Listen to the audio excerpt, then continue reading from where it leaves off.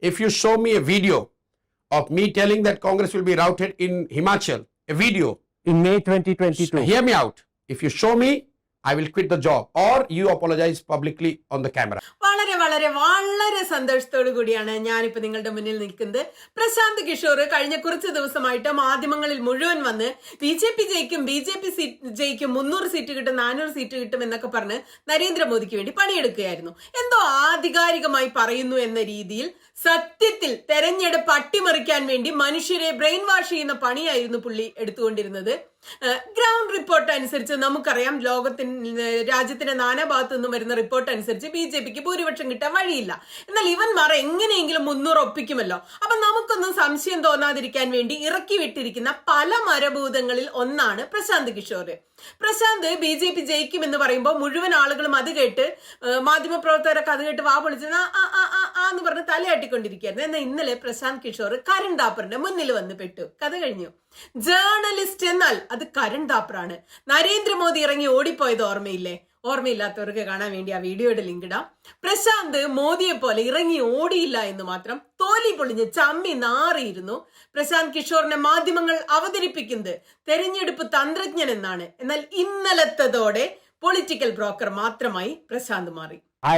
Show me the video where I've said that Congress will be routed in Himachal on video. Just a second. Does it have to Hear be me video? out. Don't try to pin down things. Hang on a second. I'm not letting you go out of this. No, I'm not letting you go out of this. You don't have to let me get out of it. No, you see when Can I finish? No, you cannot. You cannot. Hang on a second. When you are interviewing a person and you take great pride in being factual. I am being factual. Stick to the fact. You haven't even let me finish. Show me the video. Release it on the wire where Prashant Kishore has said that Congress Does it have to be a video? Yes. Why can't it be something you said to a newspaper? I don't know. Newspaper can write anything. You can write anything. Show me where I've said this. Show me where there I've are said loads of things that are written by newspapers. I don't count. And it has been a No, you can't. I go from here and what you write in your news publication is none of my business.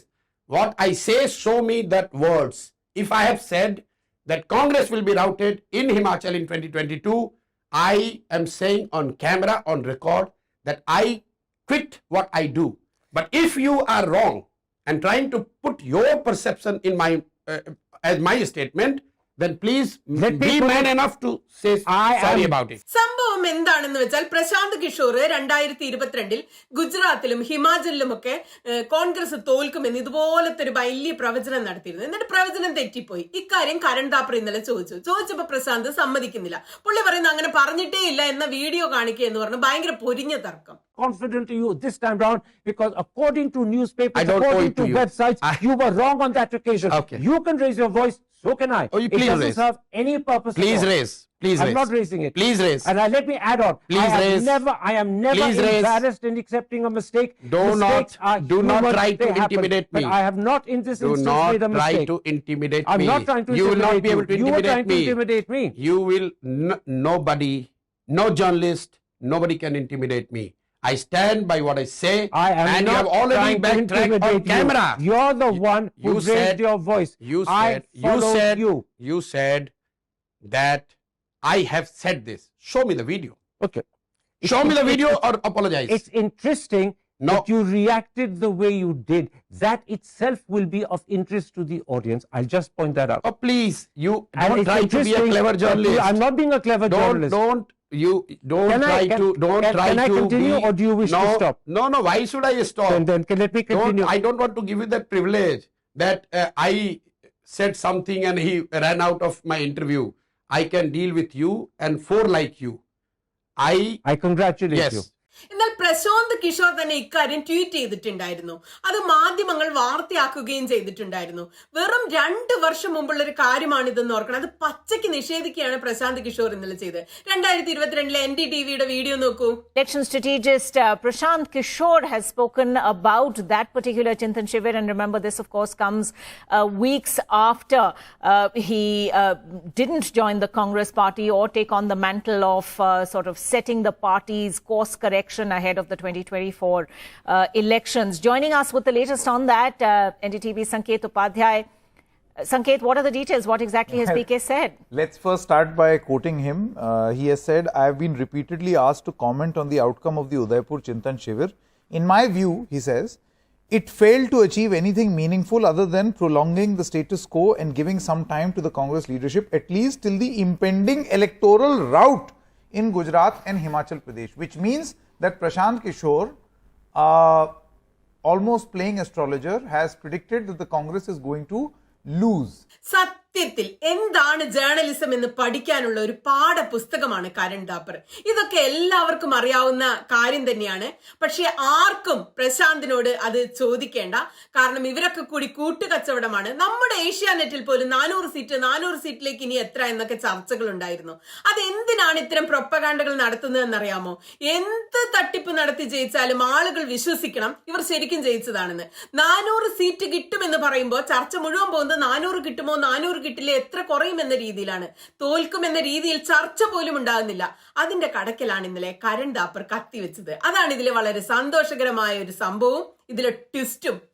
I will happily go ahead. Please go ahead. I thank Please you for, go ahead. I will, and I thank you for letting me go ahead, and I thank you for not getting upset enough to walk out. Please go ahead. But You you have have your said- own experience with walking out. People do not walk out. They are not fearful of you or your questioning or your line of questioning or your style of questioning. Do not live in this perception that you are Mr. so Kishore. Aggressive Mr. and Kishore. authentic that people will run away Mr. from Kishore, you. Mr. Please go Kishore, ahead. Why are you personalizing it? Go ahead. Why are you Go personalizing it? ahead. പ്രിയപ്പെട്ട ബഹുമാനപ്പെട്ട കരൺ, നിങ്ങളോട് India കടപ്പെട്ടിരിക്കുന്നു. ഈ വളരെ കെട്ട കാലത്ത്, journalism ഇത്രയും മലീമസമായിരിക്കുന്ന കാലത്ത്, മാധ്യമപ്രവർത്തകർ മുഴുവൻ നരേന്ദ്രമോദിയുടെ പിണിയാളുകളും കാലിനക്കികളുമായി മാറുന്ന ഈ കാലത്ത് ഡൽഹിയിൽ ഇരുന്നു കൊണ്ട് ഹിന്ദി സംസാരിക്കുന്ന ഒരു മാധ്യമപ്രവർത്തകൻ ഇതുപോലെ കട്ടയ്ക്ക് നിന്ന് ചോദ്യങ്ങൾ ചോദിച്ചതിന് ഇന്ത്യ നിങ്ങളോട് ശരിക്കും കടപ്പെട്ടിരിക്കുന്നു. കരൺ താപ്പർ, ജേർണലിസം എന്നാൽ എന്താണെന്ന്, ജേർണലിസ്റ്റ് എന്നാൽ എന്താണെന്ന്, ഇന്റർവ്യൂ എടുക്കേണ്ടത് എന്താണെന്ന് വീണ്ടും കാലങ്ങൾക്ക് ശേഷം അങ്ങ് വീണ്ടും ഞങ്ങളെയൊക്കെ ഓർമ്മിപ്പിച്ചിരിക്കുകയാണ്. നരേന്ദ്രമോദി കരൺ താപ്പറിന് ഇന്റർവ്യൂ കൊടുത്തതിന് ശേഷം സ്റ്റേജ്ഡ് അല്ലാത്ത, സ്ക്രിപ്റ്റഡ് അല്ലാത്തൊരു ഇന്റർവ്യൂ വേറെ ആർക്കും കൊടുത്തില്ല. ഇപ്പൊ ഏഷ്യാനെറ്റിന് കൊടുത്തതടക്കമുള്ള ഇപ്പൊ 35 ഇന്റർവ്യൂകൾ എന്തോ വന്നു കഴിഞ്ഞു നരേന്ദ്രമോദിയുടെ. അതിലൊന്നിൽ പോലും സ്ക്രിപ്റ്റഡ് അല്ലാത്തൊരു ഇന്റർവ്യൂ വന്നില്ല. ആ കാലത്താണ് മാധ്യമങ്ങൾ മുഴുവൻ ഇത്തരത്തിലുള്ള PR വർക്കിന് വേണ്ടി മത്സരിക്കുന്ന കാലത്താണ് കരൺ താപ്പർ പ്രശാന്ത് കിഷോറിനെ ഇതുപോലെ പൊരിച്ചു വിട്ടിരിക്കുന്നത്. പ്രശാന്ത് കിഷോറിന്റെ പ്രവചനങ്ങൾ പലതും തെറ്റിപ്പോയിട്ടുണ്ട്. ഇപ്പൊ ഏറ്റവും അടുത്ത ഉദാഹരണമാണ് 2022 കോൺഗ്രസ് തോൽക്കുമെന്ന് പ്രവചിച്ചത്. അത് കയ്യോടെ പിടിക്കപ്പെട്ടിരിക്കുകയാണ്. അപ്പൊ പ്രശാന്ത് കിഷോർ ഇത്രയും കാലം ചെയ്ത എന്താണെന്ന് നിങ്ങൾക്കൊക്കെ ബോധ്യം വന്നു കാണും, പ്രശാന്തിനും ബോധ്യം വന്നു കാണും. നരേന്ദ്രമോദിയുടെ ചാരനായിരുന്നു പ്രശാന്ത് കിഷോർ. വെറും ഒരു രാഷ്ട്രീയ ദല്ലാൾ മാത്രമായിരുന്നു പ്രശാന്ത് കിഷോർ. BJPക്ക് അധികാരത്തിൽ വരാനുള്ള കളമൊരുക്കാൻ വേണ്ടി തയ്യാറാക്കി നിർത്തിയിരിക്കുന്ന, ഞാൻ നേരത്തെ പറഞ്ഞ പോലെ പലവിധ മരഭൂതങ്ങളിൽ ഒരു മരഭൂതം മാത്രമായിരുന്നു പ്രശാന്ത് കിഷോർ. ഇവർക്ക് പല പല ആളുകളുണ്ട്. പ്രശാന്ത് കിഷോറിനെ പോലെ കുറെ ആളുകൾ നടന്നു പറയും 400 സീറ്റ് കിട്ടും, 300 കിട്ടും, 350 കിട്ടുമെന്ന്. അപ്പൊ അതിലാണ് ചർച്ച നടക്കുക. അത്ര കിട്ടോ, ഇത്ര കിട്ടോ, 10 കുറയോ. തോൽവി എന്ന് പറഞ്ഞൊരു ചർച്ച നടക്കുന്നില്ല. വേറെ കുറെ പേര് ഇലക്ഷൻ കമ്മീഷനെ പോലെ ഭരണഘടനാ സ്ഥാപനങ്ങൾ ഇതുപോലെ കാൽക്കീഴിലാക്കി വെച്ചിട്ടുണ്ട്. എല്ലാ സംവിധാനങ്ങളെയും കാൽക്കീഴിലാക്കി വെച്ചുകൊണ്ടാണ് ഇവർ ഈ ഇലക്ഷനെ നേരിടുന്നത്.